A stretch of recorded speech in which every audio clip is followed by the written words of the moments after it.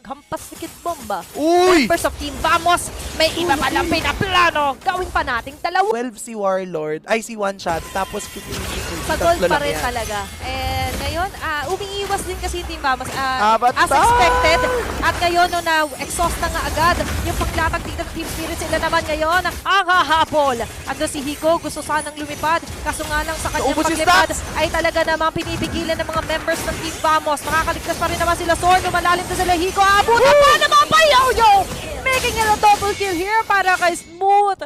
Tatlo mawawala para sa Team Spirit. Nakakasalubong pa si One Shot. Pero hahayaan na muna yan dumaan ng Team Vamos. Lumolobo na yung kalamangan ng Team Vamos ngayon. Sunset na. Lover, walang real world manipulation. Kumakatok na Dalawa sa na base sila. ng Team Vamos. Ang Tatlo Team na. Spirit, buhay na. Si Kid Bomba, magiging end na ba ito?